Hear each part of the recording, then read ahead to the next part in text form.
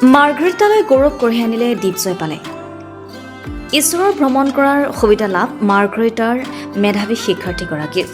ভাৰত চৰকাৰে আৰম্ভ কৰা এক বিশেষ পদক্ষেপৰ অধীনত ৰাজ্যৰ 12জন ছাত্ৰ ছাত্ৰীৰ এক বিশেষ শিক্ষামূলক ভ্ৰমণৰ সুবিধা লাভ কৰি ৰাজ্যখনলৈ গৌৰৱ কঢ়িয়াই আনিবলৈ সক্ষম হৈছে মাৰ্ঘেৰিটাৰ মেধাৱী শিক্ষাৰ্থী দীপজয় পালে। প্ৰিপাৰেশ্যনটো মানে কি হ'ল, মই প্ৰিপাৰেশ্যনটো একো কৰা নাই, বিশেষকৈ প্ৰিপাৰেশ্যন নাই কৰা। মোক যেতিয়া জনোৱা হৈছিলে যে তোমাক ইছৰ'লৈ পঠাবলৈ তোমাক চিলেক্ট কৰা হৈছে, গোটেই অসমত 13জন আছিলে আমাৰ বেচত। চ' সেইকাৰণে মই অলপ স্পেচৰ বিষয়ে আগতকৈ জানো, মই স্পেচ লাভাৰ আগতকৈ আছিলোঁ। চ' মোক যেতিয়া ক'লে তো মই এইটো প্ৰিপাৰেশ্যন ইমান ভালকৈ নাই কৰা, মই যিমান জানো সেইটো কৰিছোঁ আৰু অলপ মানে কভাৰ আপ কৰিছোঁ স্পেচৰ বিষয়ে। আৰু বাকী মই তাত চাইণ্টিষ্ট আছিলে আমাৰ মংগলয়ান মিছনৰ mission director Nandini Harinath ma'am, তেখেতৰ লগতো মই কনভাৰ্চেশ্যন কৰিছোঁ। তেখেতৰ লগত মই বহুতখিনি টাইম স্পেণ্ড কৰি নিজৰ কুৱেশ্যনছ সুধিলোঁ। তাৰপিছত শংকৰ মাৰাস্বামী ছাৰ, তেখেতৰ লগত মই কুৱেশ্যন সুধিলোঁ। আৰু বহুত চাইণ্টিষ্ট আছিলে য'ত মই লগ পালোঁ, য'ত মানে ইছৰ'ত মানে মই লগ পাইছিলোঁ আৰু নিজৰ কুৱেশ্যনছ সুধিলোঁ। এইটোৱে মানে ক'ম, মই ইমান বিশেষকৈ প্ৰিপাৰেশ্যন নাই কৰা, কি কুৱেশ্যন সুধিম কি কুৱেশ্যন নুসুধিম, মোৰ মনত যি আহিছিলে, মোৰ মনত কিবা ডাউট আছিলে চব মই সুধিলোঁ। হয়, বৰ্তমান তুমি ক'ত অধ্যয়ন কৰি আছা আৰু ভৱিষ্যতে কি হোৱা আশা কৰিছা? বৰ্তমান মই ক্লাছ 12 ছায়েন্সত মই মাৰ্ঘেৰিটা পাব্লিক হায়াৰ ছেকেণ্ডেৰী স্কুলত পঢ়ি আছোঁ।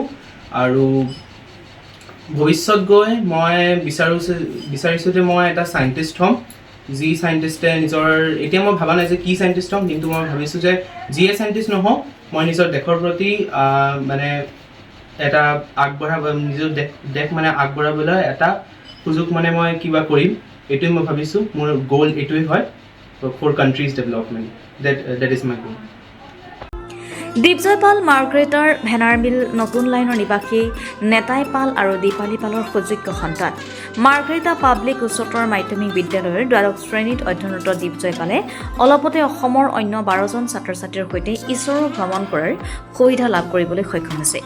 মাৰ্ঘেৰিটাৰ দৰে এখন সৰু নগৰৰ শিক্ষাৰ দিশত দেশৰ অন্য স্থানসমূহৰ ভিতৰতে অতি পিছপৰা অঞ্চলৰ পৰা নিজৰ অধ্যৱসায়ৰ ফলত এই সফলতা অৰ্জন কৰিবলৈ সক্ষম হোৱাত উৎফুল্লিত হৈ পৰিছে পৰিয়ালটোৰ লগতে সমগ্ৰ মাৰ্ঘেৰিটাবাসী।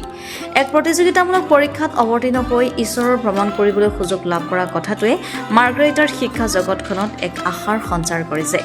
ঈশ্বৰৰ ভ্ৰমণ সন্দৰ্ভত দীপজয় পালে সংবাদ মাধ্যমৰ আগত নিজৰ অধ্যৱসায়, পৰিয়ালৰ শ্ৰম, শিক্ষকসকলৰ ঐকান্তিক প্ৰচেষ্টাৰ ফলত বাঞ্ছিত ফলাফল লাভ কৰিবলৈ সক্ষম হোৱা বুলি কয়। মাৰ্ঘেৰিটাৰ পৰা মৃদু বৰুৱা ৰিপৰ্টাৰ লাইভ। ঈশ্বৰৰ নিচিনাৰ এটা প্ৰতিষ্ঠানলৈ যাবলৈ সক্ষম হ'ল, পিতৃ হিচাপে কেনেকৈ? মোৰ বহুত ভাল লাগিছে, ল'ৰাটো মাকে কষ্ট কৰাই পঢ়াইছে, ল'ৰাটো ভাল ৰিজাল্ট কৰিলে, আশা কৰোঁ আৰু ভাল ৰিজাল্ট কৰিব, আপোনালোকৰ চবৰ আশীৰ্বাদ লাগে আৰু আগত যায় যেনেকৈ ল'ৰাটো। সৰুৰে পৰা দীপজয় কেনে আছিলে পঢ়া শুনা?